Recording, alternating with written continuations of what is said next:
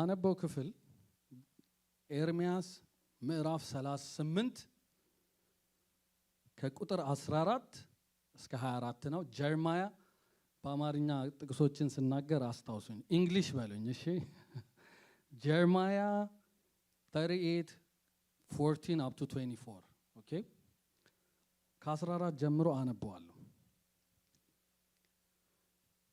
ንጉሱም ሴዴቅያስ ልኮ በእግዚአብሔር ቤት ወደ ነበረው ወደ ሶስተኛው መግቢያ ወደ እርሱ ነብዩ ኤርሚያስን አስመጣው።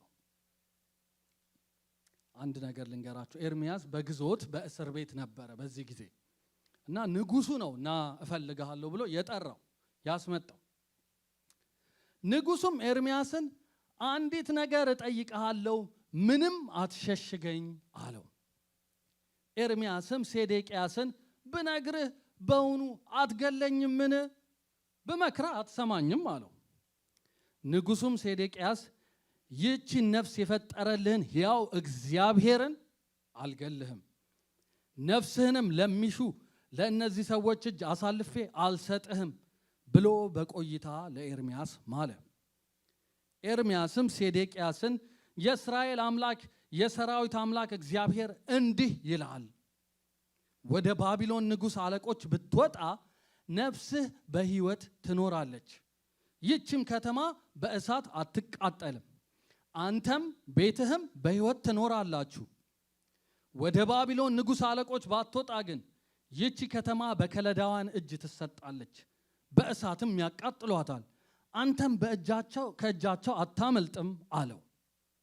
ንጉሱም ሴዴቅያስ ኤርሚያስን ወደ ከለዳውያን በኮበለሉት በአይሁድ እጅ አሳልፈው ይሰጡኛል፣ እነርሱም ያፌዙብኛል ብዬ እፈራለሁ አለው። ኤርሚያስም እንዲህ አለው፣ አሳልፈው አይሰጡህም። እኔ የምነግርህን የእግዚአብሔር ቃል እባክህ ስማ፣ ይቀናልሃል፣ ነፍስህም በሕይወት ትኖራለች። ትወጣ ዘንድ ግን እምቢ ብትል እግዚአብሔር ያሳየኝ ቃል ይህ ነው፣ እነሆ በይሁዳ ንጉሥ ቤት የቀሩትን ሴቶች ሁሉ ወደ ባቢሎን ንጉሥ አለቆች ያወጣሉ። እነዚያም ሴቶች ባለሟሎችህ አታለውሃል፣ አሸንፈውሃል። እግሮችህ ግን አሁን በጭቃ ውስጥ ከገቡ እነርሱ ካንተ ወደ ኋላ ተመልሰዋል ይላሉ። ሚስቶችህና ልጆችህን ሁሉ ወደ ከለዳውያን ያወጣሉ። አንተም ከባቢሎስ ንጉሥ እጅ ትያዛለህ እንጂ ከእጃቸው አታመልጥም። ይህችም ከተማ በእሳት ትቃጠላለች። ሴዴቅያስም ኤርሚያስን እንዲህ አለው፣ ይህንን ቃል ማንም አያወቅ፣ አንተም አትሞትም አለው። የእግዚአብሔር ቃል ነው። የእግዚአብሔር ስም ብሩክ ይሁን። አጭር ጸሎት ልጸልይና ሞር ይህንን ነገር አብረን እንወያያለን። እግዚአብሔር አምላካችን ሆይ በዚህ አዲስ ዓመት ቃልህን እንድትናገረን በኢየሱስ ስም ለምንሃለሁ። ቃልህን እንድትናገረን በኢየሱስ ክርስቶስ ስም ለምንሃለሁ። የሚያሻግረውን የአንተን የሆነውን ቃልህን እንድትናገረን በኢየሱስ ክርስቶስ ስም እለምንሃለሁ። ሰሚዎችን እግዚአብሔር ሆይ ልቦቻቸውን ክፈት፣ እኔም እንደ ቃልህ ክብር እንዳገር ዘንድ እርዳኝ። ኢን ጂሰስ ኔም አሜን። አይ ቲንክ ይሄ ቃል ትንሽ ባክግራውንድ ያስፈልገዋል። ነገሩን በደንብ አንደርስታንድ ለማድረግ ትንሽ ባክግራውንድ ያስፈልገዋል። ቢያንስ አንድ 800 ዓመት ከዚህ ቃል በፊት ተመልሶ ማየት በጣም ይረዳል ነገሩን እንድንረዳው። ለምን ሴዴቅያስ ለምን ከእስር ቤት ያስጠራዋል? ኤርሚያስ ለምን ታሰረ? ምንድነው ችግሩ የነበረው ችግር የሚለው ለመመለስ በደንብ አንደርስታንድ ለማድረግ ሴዴቅያስ የገባበትን ሲቹዌሽን አንደርስታንድ ለማድረግ ሂስቶሪካል ባክግራውንዱ ማወቅ በጣም ይረዳል። 800 ዓመት ወደ ኋላ ልመልሳችሁ። እስራኤላውያን ከግብፅ በወጡበት ሰዓት እስራኤላውያን እግዚአብሔር በተአምራት በ10 ምልክት በንስር ክንፎች ይዞ አወጣቸው። እግዚአብሔርን ታምራት አዩ። ከግብፅ ምድር በሚገርም ክንድ እግዚአብሔር አወጣቸው እና በዚህ ሃይ በሆኑበት ጊዜ እግዚአብሔርን ምን አሉት? እኛ ምን እንላለን አሉት? እኛ እንገዛልሃለን አሉት።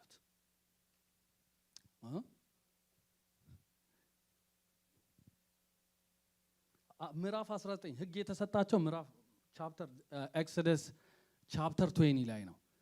ቻፕተር 19ን ስትመለከቱ እስራኤላውያን ሞቅ ብሏቸው አምላክ ሁነን እኛ ደግሞ ህዝብ እንሁን ይሉታል። እግዚአብሔር ከዛ ምን ይላቸዋል? ኦሪት 19:8 ላይ ህዝቡ ሁሉ በአንድ አፍ ሆነው እግዚአብሔር ያለውን እናደርጋለን አላቸው። ሙሴ ሲመጣ ለእግዚአብሔር ህዝብ መሆን ትፈልጋላችሁ? አዎ ትፈልጋላችሁ? አዎ። እግዚአብሔር የሚጠይቀውን ነገር ሁሉ እናደርጋለን፣ እንገዛለን አሉ። ይሄው ላንብበው ኤክሶደስ 19:8 ህዝቡ ሁሉ በአንድ አፍ ሆነው ኤቭሪባዲ አግሪድ ማለት ኤቭሪባዲ እግዚአብሔር ያለውን ሁሉ ምን እንላለን? እናደርጋለን ብለው መለሱ። ሙሴም የህዝቡን ቃል ወደ እግዚአብሔር አደረሰ። ይሄ ቻፕተር 19 ነው። ህዝብ መሆን ትፈልጋላችሁ? እኔ አምላክ ሆናችኋለሁ። ስለዚህ ምን እናርጋላቸው? ምዕራፍ 20 ላይ ውል እንዋዋል። እኔ ባርካችኋለሁ፣ አምላክ ሆናችኋለሁ፣ ቤታችሁን አበዛለሁ፣ ትዳራችሁን ባርካለሁ፣ ኑሯችሁን ሁሉ ባርካለሁ። እኔ በአጠቃላይ ባጭር ቃል አምላክ ሆናችኋለሁ፣ እስካሁን ያያችሁትን ነገር አበዛላችኋለሁ አለ። እናንተስ እነዚህን ኪዳኖቼ ምን በሉ? ጠብቁ። ከግብፅ ምድር ከባርነት ቤት ያወጣህ እግዚአብሔር አምላክ እኔ ነኝ፣ ከኔ በቀር ሌሎች አማልክት አይኑሩልህ ብሎ ጀመረ እግዚአብሔር። እና ህግን ሰጣቸው። ብዙ ሰዎች ህግን ሲያስቡ የሆነ ዕዳ ምናምን ነው የሚያደርጉት። ህግ ግን ዝም ብሎ የተጫነ ዕዳ ሳይሆን በቃል ኪዳን ውስጥ ያሉ ወገኖች ማድረግ ያለባቸው ቱ ፓርቲስ ማድረግ ያለባቸው የሚጠበቅባቸው ውል ነው። ስለዚህ እግዚአብሔር አምላክ ይሆንልናል፣ እኛ ህዝቡ እንሆናለን። ምን እናደርጋለን? በዚህ አኮርዲንግ ቱ ዲስ እንራመዳለን አሉ። ይሄ ቃል ኪዳን ግን ቃል ኪዳኑ ሲሰበር በረከት ብቻ ሳይሆን ምን ይዞ ይመጣል አላቸው? እርግማን ይዞ ይመጣል አላቸው። ዲዩትሮኖሚ 28ን ብታነቡት፣ ሌቪቲከስ 26 ብታነቡት፣ ያዙትና ቤታችሁ ሄዳችሁ አንብቡ። ዲዩትሮኖሚ ዘዳግም 28ን፣ ሌዋውያን 26ን ሙሉ ቻፕተሩን አንብቡት። when you obey and when you don't obey ቃል ኪዳኑን ስጠብቅ እና ሳትጠብቅ የሚደርስብህን ነገር ይናገራል። ትንሽ ስለ ከርሱ ልንገራችሁ። ፋይናንሻሊ ምን ትሆናላችሁ? ትዳከማላችሁ። ማንም እንደፈለገ እየመጣ ያጠቃችኋል። በቀኝ ኪስ ተከታለህ፣ በግራ ይወጣል። ከሚደርስብህ ጭንቀት የተነሳ ይላል፣ በጣም የሚያስቃል አለ። ማታ ማታ መቼ በነጋ ትላለህ ይላል፣ ጧት ደግሞ መቼ በመሸ ትላለህ ይላል። አንብቡት። ሌላ አንድ የሚያስቅ ነገር አለ። አንተ ጮኛ ታጫለህ፣ ሌላው ይወስድብሃል ይላል። to this extent everyday life miserable ይሆናል አለ። ይሄንን ብዬ ካልሰማ ግን እምቢ ካልክ ይላል እኔም 7 እጥፍ ጨምራለሁ አለ። 7 እጥፍ ስጨምር የሚሆነው ነገር ምንድነው ሲላቸው እኔ ላንብብላችሁ። ሌቪቲከስ 26:18 ላንብብላችሁ። ሌዋውያን 26:18 ሌቪቲከስ 26:18 እስከዚህም ድረስ ባትሰሙኝ በቅጣታችሁ ላይ 7 እጥፍ እጨምራለሁ ይላል። ዘዳግም 28:36 ደግሞ ላንብብ። እግዚአብሔርም አንተም በአንተ ላይ የምታነግሰው ንጉሥ እናንተንና አባቶቻችሁ ወዳላወቃችኋቸው ሕዝብ ይወስድሃል፣ በዛም ሌሎችን የእንጨትና የድንጋይ አማልክት ታመልካለህ። 7 እጥፍ የጨመረው ቅጣት ምንድነው ማለት ነው? ወደ ሌላ ሀገር ባሪያ ሆነ ድጋሚ ትሄዳለህ። ከግብፅ እንደወጣኸው ባሪያ ሆነ አገር ባድማ ሆኖ ሁሉ ነገር አልቆ ወዴት ትሄዳለህ? ወደ ግብፅ ትሄዳለህ፣ ወደ ሌላ ባርነት ትሄዳለህ ነው። ሌዋውያን 26:33 ላንብብ። የምትጽፉ ሰው ካላችሁ እየሄዳችሁ ማንበብ ትችላላችሁ። እናንተም አሕዛብ መካከል እበትናችኋለሁ፣ ሰይፍንም አስመዝዝባችኋለሁ፣ ምድራችሁ የተፈታች ትሆናለች።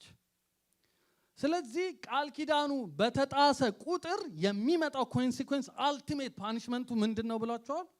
አልቲሜት ፓኒሽመንቱ ባሪያ ሆናችሁ ከሀገራችሁ ተሰዳችሁ ትሄዳላችሁ ነው። የእግዚአብሔር አምላካችን ስም ብሩክ ይሁን። ነቢያቶቹ እነ ሆሴ፣ እነ ኤርሚያስ፣ እነ ሕዝቅያስ፣ እነ ኢሳይያስ የምታቋቸው ሜጀር ማይነር ኤቭሪ ፕሮፌትስ ብዙ ሰዎች ፊውቸሪስቲክ ነገር የሚናገሩ ነው የሚመስላቸው ለወደፊት ስለሚሆን ነገር። ሄዳችሁ አንብቡ። አንድ ነቢያት መርጣችሁ አንብቡ። አብዛኛው ነገር ወደ ኋላ ነው የሚመልሷቸው። ኢትስ ኖት አባውት ነገ ምን ይሆንልሃል፣ ሳለሪ ከዚህ በኋላ በዚህ ያህል ይጨምራል፣ አዲስ ቤት ትገዛለህ ከሚል ነገር ሳይሆን ወደ እግዚአብሔር ቃል የመመለስ ስራ ነበር የሚሰሩት። የነቢያት አገልግሎት መጪውን ብቻ ማየት ሳይሆን ከእግዚአብሔር ቃል አንጻር ሰዎች ያሉበትን ፖዚሽን ማሳየት ነው። ነብይነት ማለት ይሄ ነው። ለኔ ነቢያት እውነተኛ የእግዚአብሔር ቃል ሰባኪዎች those are prophets። ነብይ ማለት ራሱ እኮ ምንድነው? የእግዚአብሔር አፍ ማለት እኮ ነው። ስለዚህ በአንድ ሰው ጓዳ ጎድጓዳ ዝም ብሎ ስለ ደሞዝ ስለ አዲስ በአገር ስለመዞር ምናም ብቻ አይደለም የነቢያት አገልግሎት ብትመለከቱ። ነቢያት come back to the word ወደ ኪዳኑ ተመለሱ ነው የሚለው። እግዚአብሔር ስም ብሩክ ይሁን። ነቢያቶቹ ይሄንን ነበር የሚጠቁሙ። ርቀናል፣ እንደ ህዝብ ከእግዚአብሔር ቃል አንጻር ብዙ ርቀናል፣ ጠፍተናል፣ ስለዚህ መመለስ አለብን የሚል ነገር ነው የሚያረሱት። ቃሉን መጠበቅ ለክርስቲያን አስፈላጊ ነው ወገኖቼ።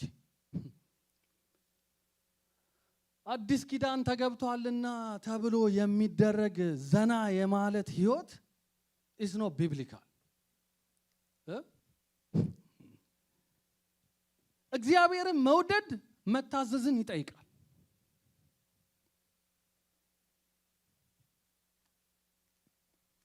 ይቅርታ አርጉልኝ ይህንን ቃል ስጠቀም ብዙ ክርስቲያኖች እግዚአብሔርን እንደ ሃይ ስኩል የፍቅር ጓደኛ ነው የምናየው። የእውነት ነው የምላችሁ። ዊኬንድ አግኝተ ነው ተባብለን ትንሽ ሄንጋውት አድርገን አብረ ነው 1-4 ሰዓት ሰጥተ ነው ከዛ ትንሽ አብረን ተዝናንተን ከዛ በኋላ አንተም ወደ ሰፈር እግዚአብሔርም ወደ ሰፈሩ። ዴይ ቱ ዴይ ላይፋችን ላይ እግዚአብሔርን መታዘዝ እንዳለብን ትተነዋል። these days God as a ይቅርታ ቦይፍሬንድ በጣም በቃ ፍቅራችን መተን አልቅሰን ምናምን ኢሞሽናችንን ገልጠን ከመሄድ ጋር ተያይዟል። በየዕለቱ ግን የእግዚአብሔርን ቃል እንድትታዘዙ የእግዚአብሔር ቃል ይናገራል። እግዚአብሔር ስም ብሩክ ይሁን። አሜን። እግዚአብሔር በዚህ አዲስ ዓመት እግዚአብሔርን መታዘዝ ይስጠን። በምንም አይነት ሁኔታ ውስጥ ብንሆን አዳጋች በሚመስል ሁኔታ ውስጥ እግዚአብሔርን መታዘዝ ይሁንልን። አሜን። እንግዲህ ታሪክን እያነሳው ትንሽ እያረኩ ነው። እግዚአብሔር በእስራኤል ታሪክ ወሳኝ የሆኑ ነጥቦችን እያነሳው ትንሽ እነ ሴዴቅያስ እነ ኤርሚያስ የነበሩበትን ሲቹዌሽን እንድናስተውል መፈልገው። ዳዊት ስልጣን ላይ መጣ። አሁን ደግሞ አለፍኩ 500 ዓመት ወደፊት መጣው። እነ ሙሴ አለፉ ምን አሉ። ዳዊት ስልጣን ላይ መጣ። ከዛ ዳዊት ስልጣን ላይ ከመጣ በኋላ እግዚአብሔርን አገለገለ። በምትኩ ማን መጣ? ሰለሞን መጣ። ሰለሞን ግን he had a problem። እግዚአብሔርን በሙሉ ልቡ አልታዘዘም። ስለዚህ ያ ትልቁ ኪንግደም እግዚአብሔር ለሁለት ምን ይላል አለው? ይከፈላል አለው አይደል? በጣም ትልቅ እስራኤላውያን በነገራችን ላይ በህይወታቸው ቢገስት ኦኩፔሽን ቴሪቶሪ ሰፊው ስፋት ኖሮ የኖሩት በህይወታቸው በሰለሞን ጊዜ ነው። ከዛ ጊዜ ጀምሮ ይሄው ወደ almost 3000 years ያንን ያህል መሬታቸው እንኳን ሰፍቶ አያውቅም። አሁን ጎላን ተራራን ምናምን ዌስት ባንክ ምናምን ይዘው እንኳን ስቲል እንደዚህ ሰፊ አይደሉም። እና የሚገርማችሁ ነገር መንግስታቸው ራሱ የመንግስታቸው ስም ኬዲ ነው። ኪንግ ዴቪድ ስቲል ሚስ የሚያደርጉት ግሎሪየስ የሆነው ጊዜ በጣም ከፍ ያለው ጊዜ ያ ዘመናቸው ነበር። በት እግዚአብሔርን በሙሉ ልብ ስላልታዘዘ ሰለሞን ምን ሆነ? በአንተ ዘመን አይሆንም፣ በልጅህ ዘመን ግን ምን ይሆናል? መንግስትህ ይቀደዳል አለው አይደል? ለሁለት ይከፈላል። ቶሎ ቶሎ ነው የሚሄደው። እንዳለውም ልጁ ስልጣን ላይ ወጣ። ሮብዓም ይባላል። ስልጣን ላይ ወጣና ሰዎች እስራኤላን ከዳር ዳር ተሰበሰቡና መጡና ሮብዓም በጣም ታክስ በዝቶብናል፣ አባት ብዙ ታክስን የጣንልን፣ ቀለል አድርግልን አሉት። ከዛ ሮብዓም ተነሳና ሽማግሌዎች የአባቱን አማካሪዎች ሄደና እንዴት ላርጋቸው ይህንን ህዝብ ምን ላርገው አለ። ታዘዛቸው፣ እሺ በላቸው፣ ቀንበር አቅልላቸው አሉት። ትንሽ ቆየና ሮብዓም ደግሞ ሄደና ወጣት እንደሱ ያሉትን ያንግ ሄዶ ደግሞ አማከረ። ሲያማክር ኖ ታክስ ይሄ ሁሉ ፕሮጀክት እያለ ታክስ መቀነስ it doesn't make sense። እንደውም ምን በላቸው አባቴ በጅራፍ ገርፏችሁ ከነበረ እኔ በጊንጥ ገርፋችኋለሁ፣ እንደውም I will increase the tax አላቸው። ሰዎቹ ተሰበሰቡና ታክስ ትጨምራለህ? አዎ ከዚህ በላይ በፍጹም አንገዛ አሉና እምቢ ብለው ሄዱ። ታሪኩን ታውቁታላችሁ፣ ነገሥት ላይ አለ። እምቢ ብለው ሄዱ። ከዛ በኋላ ሲሄዱ ምን ገጠማቸው? ሮብዓም ተናደደ፣ ቁጣ መጣበት። ማይገዛ ኦልሞስት 10 ትራይብስ 12 ትራይብ ነበሩ። out of the 12 tribes 10 left። አስሮቹ ሄዱ፣ ሁለት ብቻ ይሁዳና ቢንያም ነገር ብቻ ቀረ። ከዛ በኋላ ጦር ሰራዊት ይዞ ሮብዓም ተናዶ ወደ 400 ሺህ ወታደር ይዞ ሊወጋ ሲል እነዛም አንድ 400 ሺህ ሰው አዘጋጅተው በቃ እርስ በርስ ሊጨራረሱ ወስነው ባለበት ወቅት ነብይ መጣና ይሄ የምትሉት ነገር ከኔ ዘንድ ነው፣ እኔ ካንተ ጋር አይደለም፣ ከአባት ጋር ስለተፈጠረው ችግር ነው ይሄን ማረገው፣ እንዳትዋጉ ይላቸዋል። thank God they both listened፣ አልተዋጉ። ከዛ ሀገሪቷ ምን ሆነች? ለሁለት ተከፈለች። ሁለት ካፒታል ሲቲ ኖራት። አንደኛው በታች በኩል ያለው ምን ሆነ? ኢየሩሳሌም። በላይ በኩል ያለው ኪንግደም ደግሞ ምን ሆነ? ሰማሪያ። ሰማሪያ ላይ ደግሞ የነገሰው ንጉስ ኢዮርብዓም ይባላል። በጣም ኖቶሪየስ ንጉስ። ከዛ እንደውም ቦርደሩን አዘጋው። ሰው እንኳን ትራቨል እንዳያደርግ ቦርደሩን አዘጋው። ቦርደሩን አዘግቶ ሁለት ሀገር ሆነ፣ ሁለት ካፒታል ሲቲ ሆነ፣ ሁለት ምን አለ። መጽሐፈ ነገስትን ስታነቡ አንድ ነገር ልንገራችሁ። መጽሐፈ ነገስትን ስታነቡ በጣም ተደጋግሞ የምታዩት ነገር አለ። ነገስትና ኪንግስ ኤንድ ክሮኒክልስን ስታነቡ በዚህ ዓመት በይሁዳ በነገሰ በይሁዳ እከሌ የሚባል ንጉስ በነገሰ በሰባተኛው ዓመት በእስራኤል ላይ እንትና ነገሰ ይላል። ከዛ ደግሞ ትንሽ ይቆይና በእስራኤል ላይ እንትና 8 ዓመት ከነገሰ በኋላ በይሁዳ እንትና ነገሰ ይላል። ስለዚህ ሁሉ ጊዜ ሁለት ኪንግደም እየሆነ ሁለት ነገስታት ሁለት ስርዓት እየሆነ ነው የሚያልፈው ማለት ነው ታሪኩ። ስለዚህ አንዳንዴ ኮንፊውዝድ እንዳትሆኑ ላይ ምንድነው ማን በነገሰ ሁለት ኪንግደም ነው በቃ በዛ ጊዜ ተከፍለዋል። ሁለት ነው ያለው። የላይኛው ፋይናንሻሊ ፕሮስፐር አድርገዋል የኖርዘርን ኪንግደም። የሳውዝ ኪንግደም ደግሞ ስፒሪቹዋሊ ደና ነበሩ፣ ግን ጦራቸው ምናምን እንደላዮቹ አልሆነም። እና በጣም ለምሳሌ አሁን ከኖርዘርን ኪንግደምስ መሃል በጣም የታወቀው ንጉስ ለምሳሌ አሁን አሃብ ነው። ትዝ ይላችኋል የጄዘቤል ባል። እና እነዚህ የኖርዘርን ኪንግደም በጣም እግዚአብሔርን ይበድላሉ። ሙሉ ለሙሉ ጣዖት አምልኮ ውስጥ ገቡ። ሙሉ ለሙሉ ፉል ብሎን አይድል ወርሺፕ። በጣም እግዚአብሔርን አይፈልጉም። ነገስታቶቻቸው ወደ 18 ኦልሞስት 200 ዓመት ኖረዋል። 18 ነገስታቶች ገዝተዋቸዋል። 18ቱም በኩዴታ ነው የነገሱት። በቃ አንድ ሁለት ናቸው ልጆቻቸው የተኳቸው እንጂ ይገደላሉ። ስልጣን ላይ ይወጣል፣ ስልጣን ላይ ይወጣው ይገደላል፣ ሌላ ይመጣል። እንዲሁ ሲተራረዱ ደም ሲያፈሱ እግዚአብሔርን ትተው እልም ብለው የጠፉ ናቸው። በደቡብ ደግሞ ያሉት the southern kingdom was much better ሪላቲቭሊ የተሻለ ነበር። እግዚአብሔርም የሚወዱ ነገስታት ነበሯቸው። እልል ያለ ጣዖት አምልኮ ውስጥ አልገቡም ነበር። እግዚአብሔር ከሰለሞን በኋላ ኦልሞስት 200 ዓመት ጠበቃቸው፣ ታገሳቸው። መጨረሻ ላይ አልችል ሲል እግዚአብሔር ቢልህ ነቢያት እነ አሞጽ እነ ሆሴ እነ ኤልያስ እነ ኤልሳ ቢናገሩ ጆሮ ጠብም ይል የለም። እግዚአብሔር በቃ አለ፣ አጠፋቸዋለሁ አለ። ዛሬ የማጠፋበት ጊዜ ነው አለ። እግዚአብሔር እንዳለውም አራውንድ 722 ቢሲ 722 ዓመት ኢየሱስ ከመወለዱ በፊት አሶሪያንስ መተው ወረሯቸው። አሲሪያንስ ማለት ደግሞ ቡቸር፣ ሰው ሲቀጡ አሁን ሂስቶሪካሊ አርኪኦሎጂካሊ ማለ ሰው የሚቀጡት እንዴት እንደሆነ ታውቃላችሁ? በቁሙ ምግብ እያበሉ ቆዳውን ይላጩታል። አላይፍ ይሄ የታወቀ በቃ ምግብ እያበሉ ለምን ብትሉኝ 6 ወር 1 ዓመት ተሰቃይቶ እንዲሞት በኢንፌክሽን ነው የሚሞተው። በቃ አላቸው ቢላሆቹ ምናምን ሁሉ ሂስቶሪካሊ ኢቭል የሆኑ ነገስታት መጡና ምን አደረጉ? ሰማሪያ የምትባለውን ካፒታል ሲቲያቸውን ወረሩ። እዛ 722 አካባቢ ምን አደረጓቸው? ቀደው ገቡ። በቃ አጠፏቸው። ብዙዎችን ወረሱ፣ ንብረታቸውን ወሰዱ። ህዝቡን በሙሉ ቤቱን ባዶ አድርገው ግማሾቹን ደግሞ ባሪያ አድርገው ወደ ሀገራቸው ይዘው ሄዱ።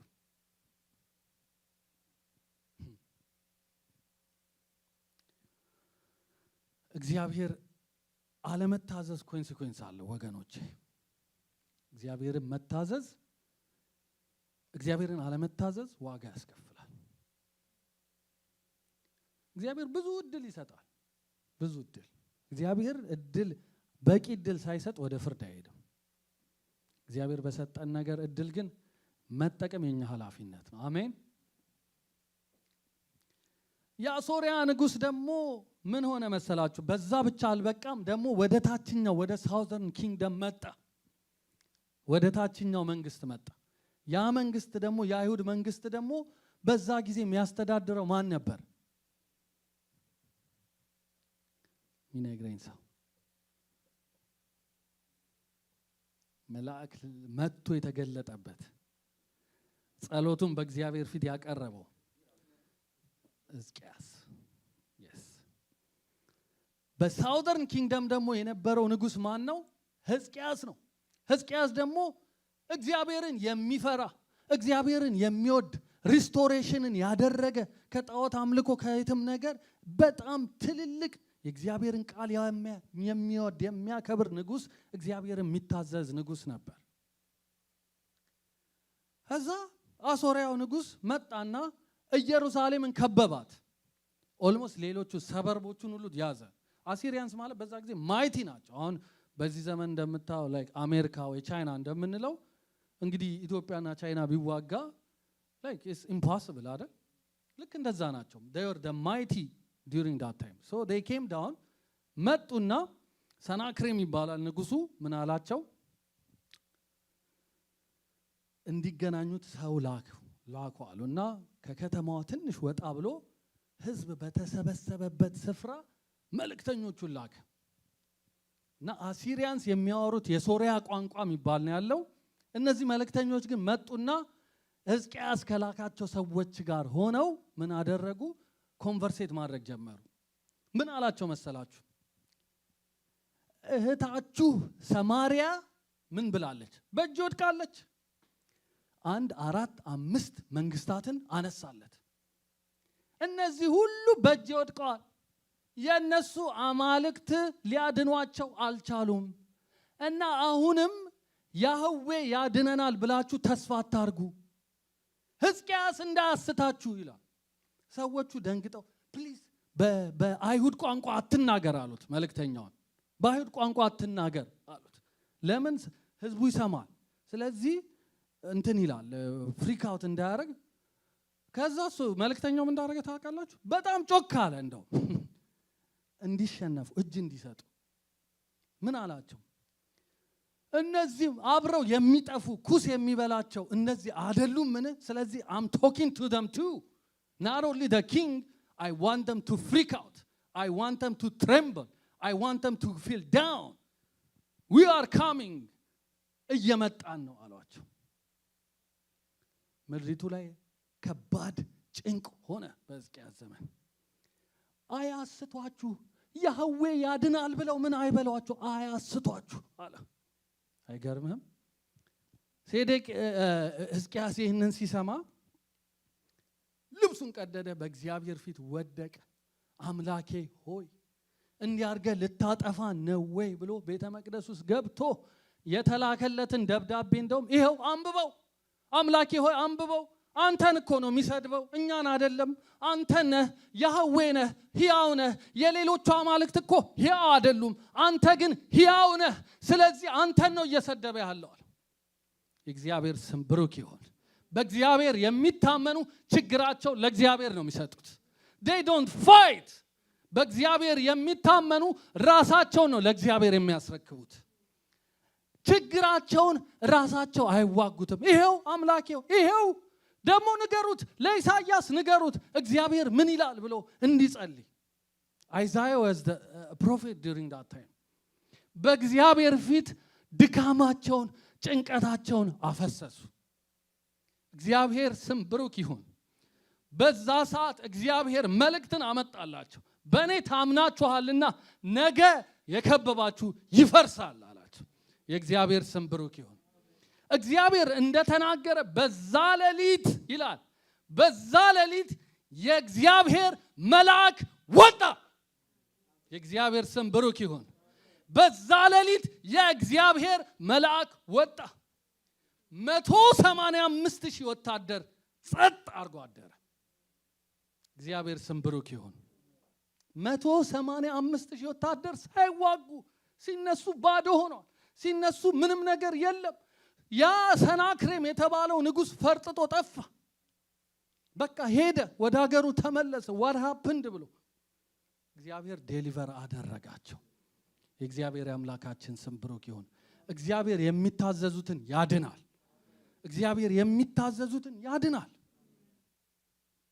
ሰናክሬም አገሩ ገብቶ በልጆቹ እጅ ሞተ ይላል። ልጆቹ they killed them። እግዚአብሔር ስም ብሩክ ይሁን። እግዚአብሔርን የሚታዘዝ ሕዝብ ይተርፋል።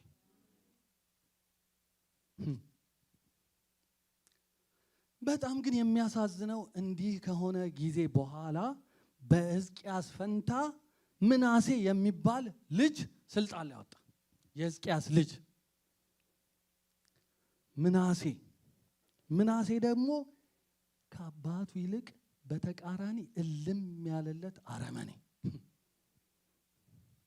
በጣም የሚገርመው መታዘዝ በዘር አይሄድም። እግዚአብሔር ልጅ ነው እንጂ ያለው የልጅ ልጅ የለውም። you have to connect with him personally። አይገርማችሁም? ኪንግስን ስታነቡ ጻድቅ አባቶች አረመኔ ልጆች ይወልዳሉ፣ አረመኔ ልጆች ደግሞ ጻድቅ ይወልዳሉ። it's a personal choice። obedience is a personal choice።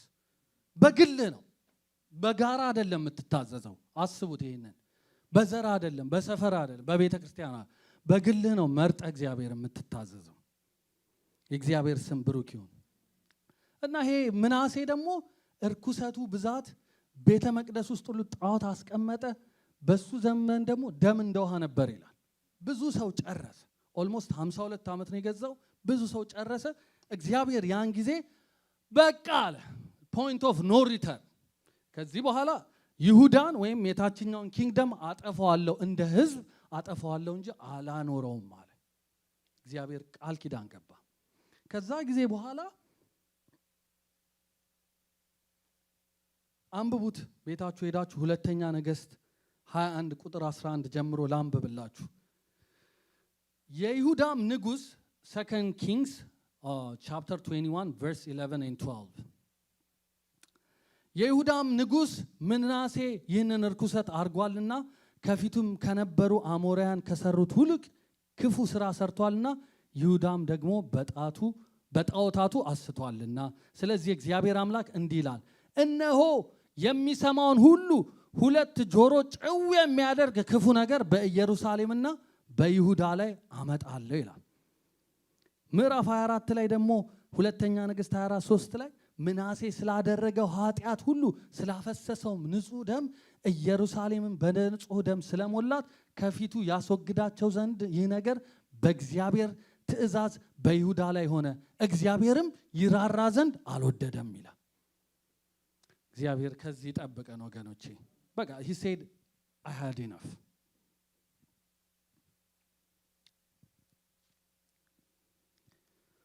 እንግዲህ ቅድም ያነበብነው ክፍል መጀመሪያ ላይ ስናነብ የነበረው ክፍል በዚህ ሲዝን ነው የሚመጣው ማለት ነው። እግዚአብሔር when he said there will be judgment በቃ ፍርድ አለ ባለበት ጊዜ ነው ይሄ ክፍል የመጣው። እና ኤርሚያስ ምዕራፍ 1 የሚያስታውሰው አለ? ጀርማያ ቻፕተር 1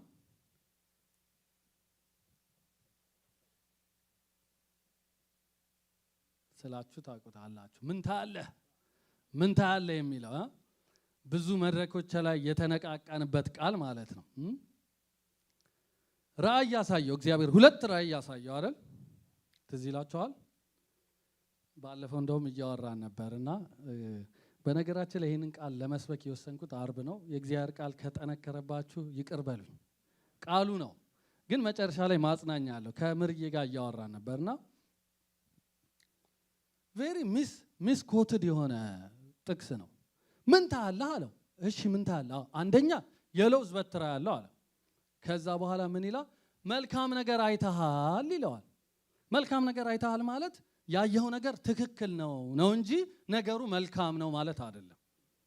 ገባችሁ? ነገር ያየው what you saw is right። ለምን ቪዥን ላይ ስለነበረ ብለሪም ሊሆን ይችላል። ምንድን ያየው? የለውዝ በትር ማለት ልክ እንደ አደይ አበባ በእስራኤል ውስጥ መጀመሪያ የሚያቆጠቁጠው ምንድነው? የለውዝ በትር ነው። ስለዚህ ኒው ሲዝን ኢዝ ካሚንግ። አደይ አበባ ስታዩ ምን እንደሆነ ታውቃላችሁ አይደል? አዲስ ዘመን ሊጀምር ነው። እሱን ታያላ አዲስ ነገር ሊጀምር ነው አለ። እሺ ሌላስ? ሁለተኛ ነገር አሳየው። ምን አሳየው? አፍላል ድስት አሳየው። ከሰሜን በኩል የዞረ አፍላል ድስት ምን ማለት ነው? ከሰሜን በኩል የሚመጣ ፓኒሽመንት ሊጀምር ነው።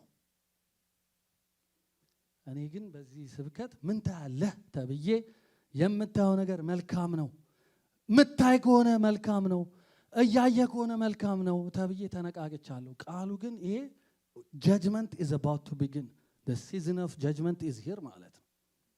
እግዚአብሔር ከዚህ ጠብቀን። ሚስ ኮት እያረጉ ሰዎችን ከማስጫጫት እግዚአብሔር ይጠብቀን። በእውነት ነው ምላችሁ። ኤርሚያስ 29:11 ላይ በኋላ ምን መጣለን የማስባትን ሐሳብ ምናም ራሱ የሚለው ቬሪ ጨዋታ አይደለም። እግዚአብሔር ይጠብቀን። በእውነት ነው ምላችሁ። ይሄ አዲስ ሲዝን ጀመረ። አሁን ደግሞ ኦልሞስት ያ ሰማሪያ ከተከበበች በኋላ ኦልሞስት 130 ዓመት በኋላ ነው። ያኔ ደግሞ ኃያል የነበሩት 2 መንግስታት ነበሩ። 2 ኪንግደምስ ኮምፒት የሚያደርጉ 2 መንግስታት። አንደኛው ምንድነው?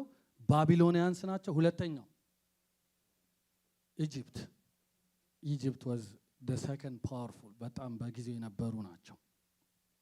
እና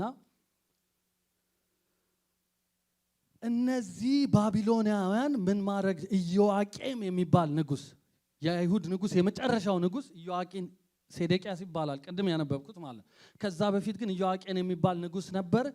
ኢዮአቄም ንጉስ ስልጣን በወጣበት ጊዜ እንትኖች መጡ፣ ባቢሎኒያንስ መጡ።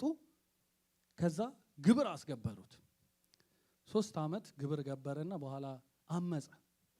ልክ ሲያምፅ መተው ወደ 10 ምናምን ሺህ ሰው ይዘው ንጉሱንም ባሪያ አድርገው ወደ ሀገራቸው ይዘው ሄዱ።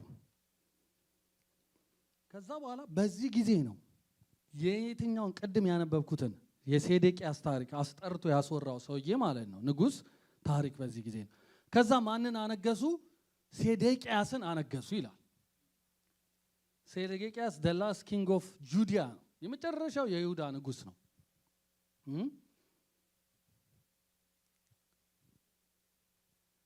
እና በዛ ዘመን ማን ያገለግል ነበር?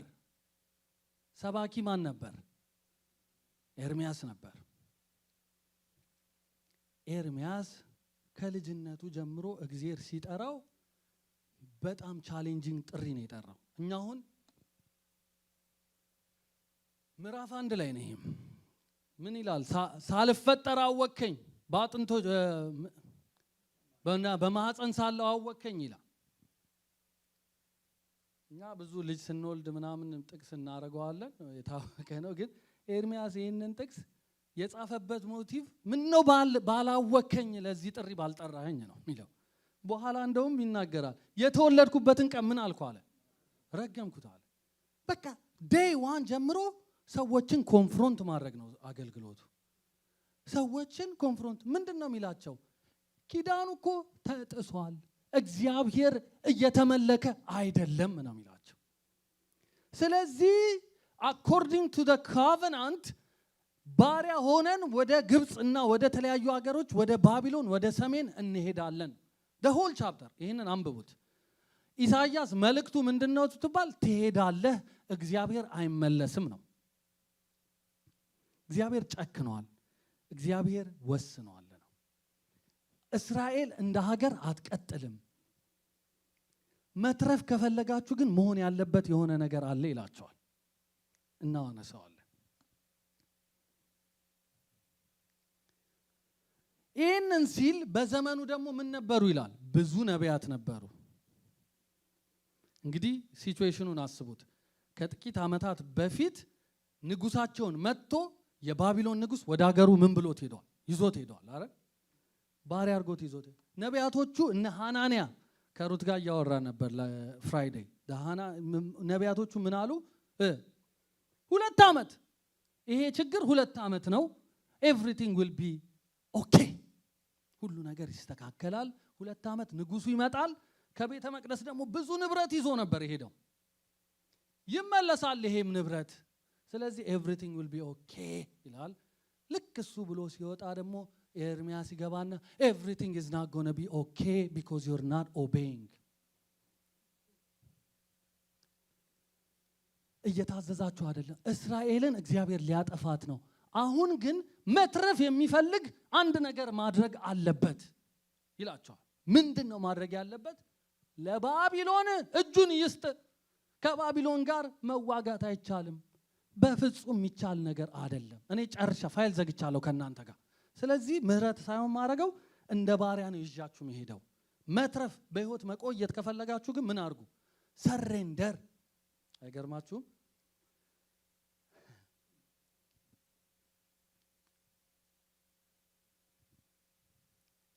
ነቢያቶቹ በጣም የሚያነሱት ነገር አለ። የኤርሚያስን መጽሐፍ ስታነጹ እኛ ምን አለን? እኛ የተመረጥን ህዝብ ነን። እኛ ታቦት አለን። we have the ark of the covenant. we have the covenant. ቃል ኪዳኑ አለን።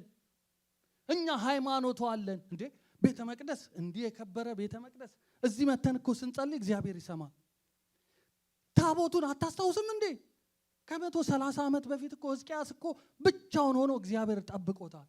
ደግሞ ከዛ በፊት ፍልስጤማውያን ሲመጡ ታቦቱን ይዘን ምን እንላለን? እንወጣለን፣ ይበተናሉ። we have the spirituality. እግዚአብሔር አሳልፎ አይሰጠንም። ደግሞ ከኛ ለባሱ ለባቢሎኒያን እልም ላሉ ጣዖት አምላኪዎች ይሰጠናል? አይሰጠንም። እኛ ሃይማኖት አለን፣ እኛ መንፈሳዊነት አለን ነው ክርክራቸው። ወገኖቼ spirituality without obedience is a scam. ስካም ነው። ትበላለህ። እኔ ዘመዶቼ ትልልቅ አያቶች አሉኝና በየ6 ወሩ ነው የሚበሉት እስካም የሚደረጉት። ሁሉ ትልልቅ ሰው ላይ ደግሞ ይበረታሉ እስካመሮቹ። ትበላለህ አምነህ አለኝ ብለህ ማለት ነው። ብር አንዴ ምን አረጋት አያቴን፣ ይሄ ሾፐርስ የሚባሉ ነገሮች አሉ አይደል? ቢዝነስን ቼክ የሚያደርጉ ታውቃላችሁ። ሾፐርስ አሁን ለምሳሌ አሁን አፕል ቢስ አሁን if it is a good restaurant ማለት ነው። አፕል ቢስ ሰዎች ይልክና እንደ ከስተመር ሆነ አገልግሎቱን ታያለህ። እንደ ከስተመር ሆነ ማለት ነው። እና በደንብ ያስተናግዳሉ አያስተናግዱ የሚለውን ሄደ ሪፖርት ታደርጋለህ። ከዛ ብር ይከፍለዋል ትንሽ። ተመሳሳይ ነገር ነው። እናቴንም የወልማርት አያቴንም የወልማርት ምን አሏት? የወልማርት ቼክ አርጊልን ማኒ የመላኪያውን ዘዴ እንዴት ይሄ ማኒግራም ምናምን ባለው አለ አይደል? ማኒግራምን የመላኪያ ዘዴ ቼክ አድርጊልን ብለው ይልኳታል ማለት ነው። እና እኔ ብሬን አውጥቼ አይ እኛ እንልክልሻለን ምን $3000 እንልክልሻለን ቼክ፣ እሱን ሄደሽ ዲፖዚት አድርጊውና ከብርሽ አውጥተሽ ላኪው አሏት። ሄደች ቼኩን ስታው ካሽ ሰጧት። ካሹን ይዛ ሄዳ ወልማርት ሄዳ ወደ ተባለው አድረስ 3000 ብር ላከች ማለት። ከዛ አንድ ሳምንት ምናምን ቆይቶ ባንኳ 3000 ብሩን ውስድ አደረገ። እንዴ ይኸው ቼክ ውስጥ ያስገባው ቼክ፣ አይ ቼኩ ደረቅ ነው የሚሰራ ቼክ አይደለም የላኩልሽ እውነት ነው አሏት። እስካም ማለት when you think something is okay but deep down is not okay። እግዚአብሔርን ሳይታዘዙ የመኖር ህይወት ሲታይ አፕሩቭ ያደረገው እግዚአብሔር ይመስላችኋል? ባንኩ አፕሩቭ እንዳደረገው 2-3 ቀን ቆይቶ ግን ይቀበላል። መንፈሳዊነት ቃሉን መጠበቅ ነው ወገኖቼ። ይሄ ነው እንግዲህ በእስራኤል ታሪክ ችግር የፈጠረው። በጣም ከባድ ዘመን የሆነባቸው ለዚህ ነው። ተገዙ ለባቢሎን፣ ተገዙ ለባቢሎን፣ በግብፅ አትታመኑ ይላቸዋል። ክፋቱ ደግሞ አንዴ ከቧቸው ማለት ነው። ከቧቸው የግብፅ ንጉስ እየመጣ ነው የሚለውን የባቢሎን ንጉስ ሰማ። ከዛ ትንሽ ሸሸ። እንደውም በቃ አይ አሁን ይሄው አሉት ኤርሚያስን፣ ይሄው ያልከው ነገር ይሄው እኮ እግዚአብሔር ጣልቃ ገብቶ እኮ ሄደልን ይሉታል። ይሄው ግብፅ መጣ፣ በተቀጠቀጠ ሸንበቆ አትታመኑ ይላቸዋል። ግብፅ ማለት አይታመኑበትም ይላቸዋል።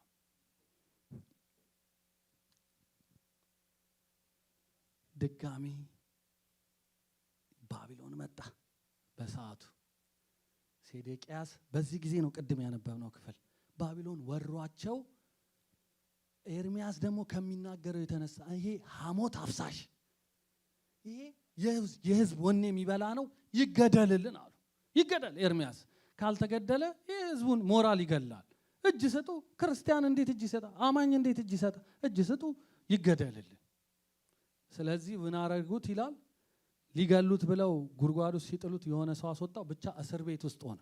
ለምን ሲሉት እንዲህ አይነት መልካም ነገር ስለኛ ምን አይልም አይናገርም።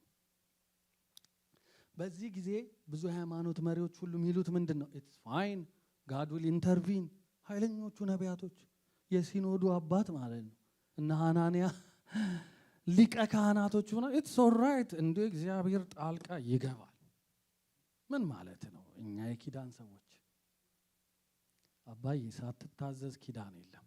አንተ ያልጠበቅከውን እግዚአብሔር እንዲጠብቅ ብዙ ኮንፊደንስ ሊኖር አይገባም። ውል ውስጥ ነው ያለው። እግዚአብሔር ስም ብሩክ ይሁን። በዚህ ጊዜ አስጠራው ይላል።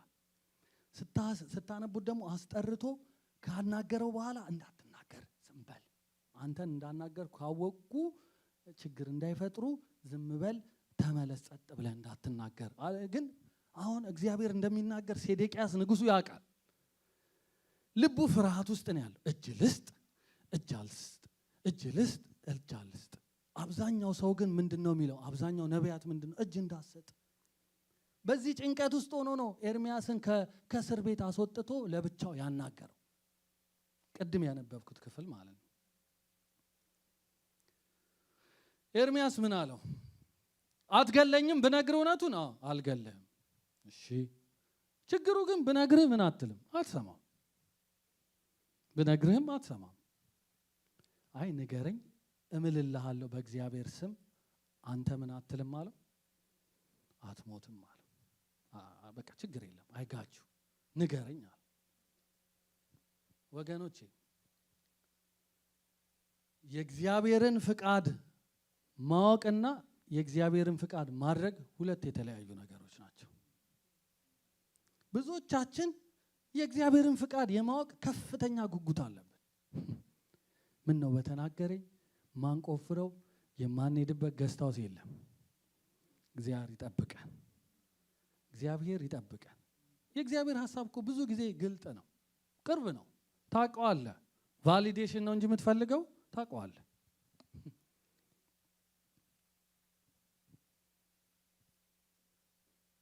ምን ላርግ አለ። በቃ ምን ላርግ? እጅ ልስጥ አልስጥ? እጅ ከሰጠው ደግሞ አለ ፈራ። እጅ ከሰጠው ደግሞ እዛ ሀገር ወስደው ያዋርዱኛል ሲለው አይ አሁን እውነት እሱም አይሆንብህም አትዋረድም ቢለው he wouldn't listen። የእግዚአብሔር ስም ብሩክ ይሁን።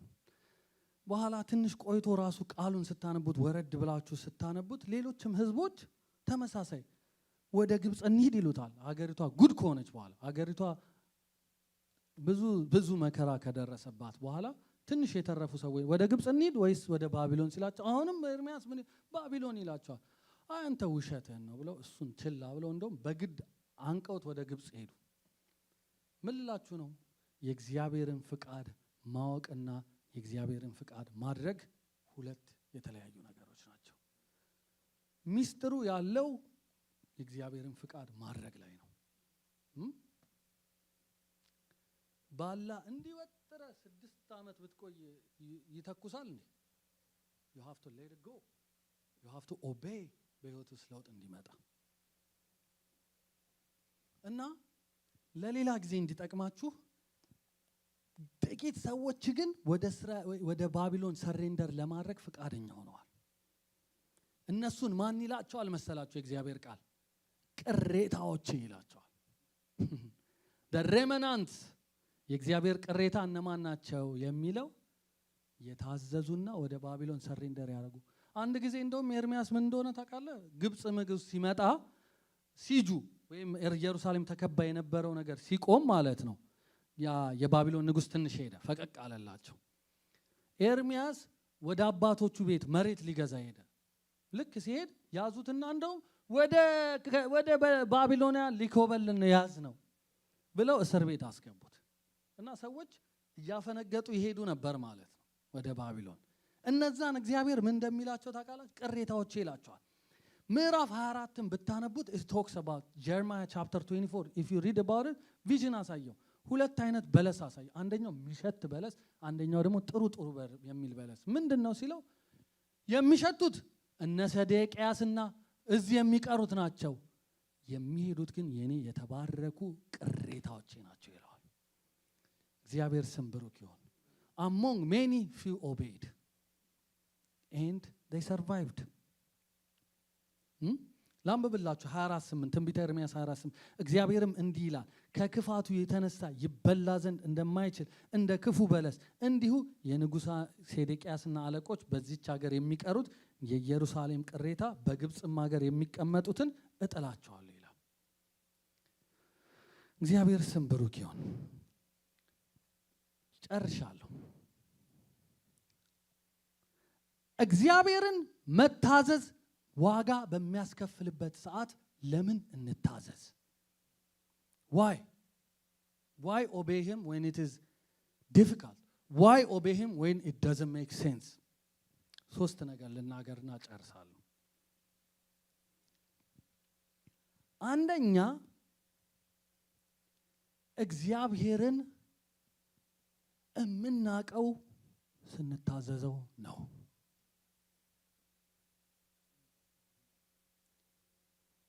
እኔ ቴዎሎጂ ትምህርት ቤት ተምሬያለሁ።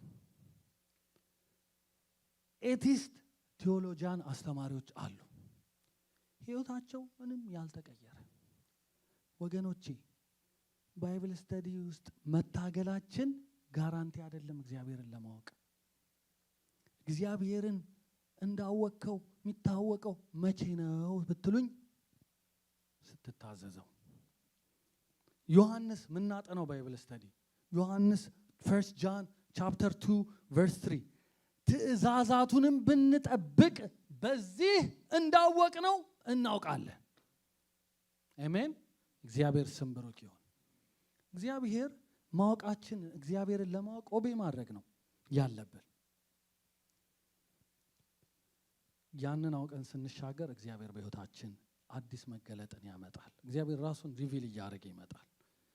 በጥቂቱ ታምናሃልና በብዙ ሾመሃለሁ ማለት ይሄ ነው። what you obey ፍሩት እያመጣ ይሄዳል።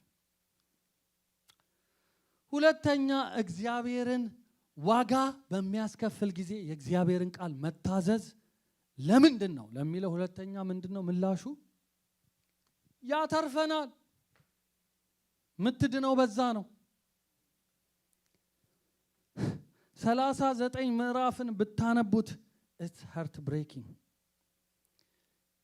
ይህንን ንግግር ከኤርሚያስ ጋር ካወራ ከአንድ ዓመት በኋላ ምድሪቱ ተከባ ቻፕተር 39 ቨርስ 2 በሴዴቅያስም በ11ኛው ዓመት በአራተኛው ወር ከወሩም በ9ኛው ቀን ከተማይቱ ተሰበረች ይላል።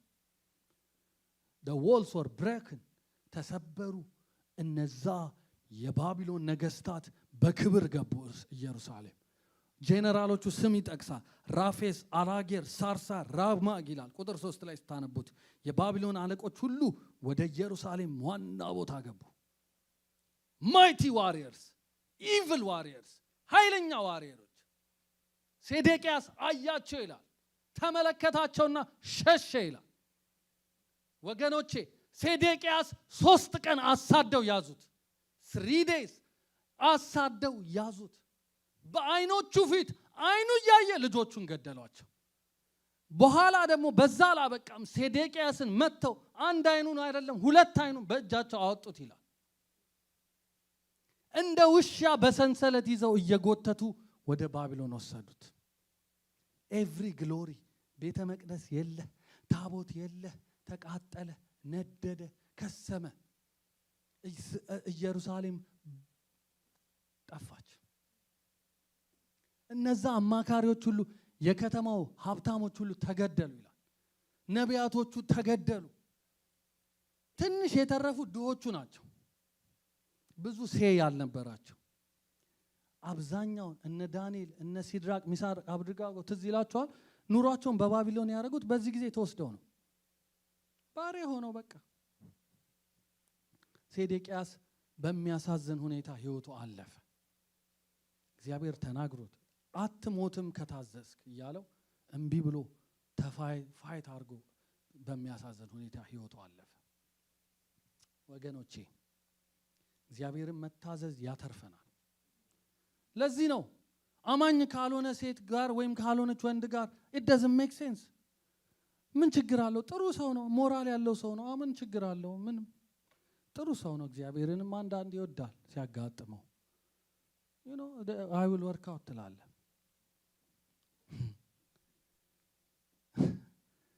ትንሽ ኮራፕሽን ጥሩ ነው፣ ምንም አይደለም፣ ጉዳዩ ፈጠን እንዲል ነው ትላለ። እግዚአብሔር በመታዘዝ ነው የሚያተርፈን ወገኖች። ስንታዘዘው ነው ይህም የሆነው። ሶስተኛ ልናገርና ጨርሳለሁ። እግዚአብሔርን መታዘዝ በማይመስል ጊዜ፣ ችግር በሆነ ጊዜ እግዚአብሔርን መታዘዝ ምን ያመጣል? ሶስተኛ እግዚአብሔርን መታዘዝ በህይወታችን አዲስ ድል ያመጣል። አሜን። አዲስ ድል፣ አዲስ ኤክስፒሪየንስ፣ አዲስ ነገር። ትንቢተ ኤርሚያስ ምዕራፍ 16ን አነበዋለሁ። እሷን አንብቤ ጨርሳለሁ። ስለዚህ እነሆ የእስራኤል ልጆች ከግብፅ ምድር ያወጣ እንግሊሽ በሉኝ አላልኳችሁም? እንግሊሽ ሩት ረሳሽ። ጀርማያ 16 ቨርስ 14 በጣም እኔ የዛሬ 12 ዓመት ነው ይህንን ቃል ያነበብኩትና በጣም ይደንቀኝ ነበር። ይሄ ክፍል 2 ቁጥር ናት። 10 ምናምን ቁጥር ከላይ አለ፣ 10 ምናምን ቁጥር ከታች አለ። 10ሩም ምን እንደሚያወራ ታውቃላችሁ? እርግማን። ባቢሎን አይለቅህም፣ በደንብ አድርጎ ነው የሚቀጠቅጥህ። ድንጋይ ውስጥ ብትገባ ከአለት ውስጥ ፈልቅቀው ያወጡሃል ይላል። አንብቡት። በመሃል ግን በጣም ራንደም የሆነ ብሌሲንግ አለ። ራንደም የሆነ እንደውም ቴዎሎጂያንስ ምናልባት የጽሁፈት ስህተት ይሆን እንዴ ትንሽ ኮንቴክስቱ ላይ ምንም ዝም ብሎ ባርቆበት ነው ኤርሚያስ የሆነ ነገር ሆኖ ነው ብለው ሁሉ ያስባሉ። ግን አይመስለኝም። ምን ይላል? አንብብላችሁ። የእግዚአብሔር ቃል እንዲህ ይላል 16 ስለዚህ እነሆ የእስራኤልን ልጆች ከግብፅ ምድር ያወጣ ሕያው እግዚአብሔርን ዳግመኛ የማይባልበት ዘመን ይመጣል። ምንድነው? መሐላ ነው ይሄ። ሲምሉ 45 ሺህ ብር አበድሬ ያለው ያፌት። አዎ እሺ ብለህ ተፈራረምን አይደል? የሆነ ቀን አልመለስክልኝም፣ ፍርድ ቤት ሄድኩ። ያፌት ወስዶብኛል 45 ሺህ ብር ማል ሲሉት ከግብጽ ምድር ያወጣ ሕያው እግዚአብሔርን ብሬን አልመለሰልኝም ብለው ነው የሚሉት ማለት ነው። አሁን ምን ይላቸዋል? ቁጥር 14 ላይ ዳግመኛ ከግብጽ ምድር ያወጣ ሕያው እግዚአብሔርን የማይበልበት ዘመን ይመጣል። እሺ ምንድነው የምትሉት? ይላል እግዚአብሔር። ነገር ግን የእስራኤልን ልጆች ከሰሜን ምድር ካሳደዳቸው ምድር ሁሉ ያወጣ ሕያው እግዚአብሔርን ይባላል። እኔም ለአባቶቻቸው ወደ ሰጠኋት ወደ ምድራቸው እመልሳቸዋለሁ። አሜን። ይኸው መሐላህን እቀይረዋለሁ ነው። አይ ዊል ኢንተርቪን። በሕይወትህ ተአምራትን አደርግና በድሮ ትዝታ ብቻ አትኖርም። አዲስ ችግር ውስጥ ሆነ ባቢሎን ውስጥ እየተገዛህ ከግብጽ ምድር ያወጣን እግዚአብሔር አይ ድሮ እኮ ጀግና ነበር አምላኬ ዛሬም እንደነካው አላቅም እያልክ አትኖርም። እግዚአብሔር ለአዲሱ ችግር አዲስ መፍትሄ ይሰጣል። ስትታዘዘው እሺ ስትለው እግዚአብሔር አዲስን መሐላ በሕይወት ያመጣል። ይሄ ቃሉ ነው የሚለው። I don't want you to swear እንደዚህ ያላችሁ እንድትምሩ አልፈልግም። በትዝታ የሚኖር ሰው አለ ታውቃለህ? ጌታን ሲያቅ የሆነ 6 ወር እግዚአብሔር ያደረገለትን እስከ ዛሬ የሚያወራ ሰው አለ። በእውነት ነው ምላችሁ። እግዚአብሔር ለምንድን ነው አዲስ ነገር ውስጥ ማያስገባን? አዲስ ኦቢዲየንስ ስለሚፈልግ። እግዚአብሔርን ስትታዘዙት በትዝታ ዓለም ከመኖር ትወጣላችሁ። እግዚአብሔር ሕያው ይሆናል። እግዚአብሔር አዲስ ችግር አለብሽ፣ ፋይናንሻል ፕሮብሌም አለብሽ፣ ሄልዝ ፕሮብሌም አለብሽ፣ እግዚአብሔርን ያለመታዘዝ ህይወት አለብሽ። እግዚአብሔር በአዲስ መልኩ እግዚአብሔር ህይወታችንን ይቀይረዋል። እኔ ጌታን ባመንኩበት ሰዓት ብዙ ጊዜ ሐሳብ የሚሆንብኝ ነገር ራሴን አይና አለመቻሌን አይና ጌታ ሆይ ልጠፋኮ ትንሽ ነው ቀረኝ እለዋለሁ። በቃ ጌታ ኢየሱስ ለ6 ወር ነው የጠራኸኛ እቺን አጣጥም ያለው በቃ እንግዲህ ወደ ድሮ ሰፈሬ መለሳለሁ እላለሁ። ለምን አይ ኖ ማይሰልፍ ስትራግሌን አውቃለሁ። እንዴት አይነት ውስጥ የቻሌንጅ እንዳለ አውቃለሁ። በቃ ጨረስኩ። እግዚአብሔር ከኔ ጋር ጨረሰ ስል እግዚአብሔር አዲስ መንፈሱን ይሰጠኛል። እንደ ሕፃን ልጅ ያስለቅሰኛል፣ ንስሐ ያስገባኛል፣ ያስብለኛል። እግዚአብሔር እንዲህ የመለሰ ዛሬ አይደለም የዛሬ ዓመታ በቃ ጠፋው። ጌታ ሆይ አማይ ጎነ ኦቤዩ ስለው እግዚአብሔር አዲስን የምታዘዝበት ነገር እግዚአብሔር ይሰጠኛል። የእግዚአብሔር ስም ብሩክ ይሁን። እግዚአብሔርን ስትታዘዙት አትጠፉ። እግዚአብሔርን ስትታዘዙት በሕይወት ትኖራላችሁ። እግዚአብሔርን ስትታዘዙት የእግዚአብሔርን አዲስ ክንድ ታያላችሁ። የእግዚአብሔር አምላካችን ስም ብሩክ ይሁን።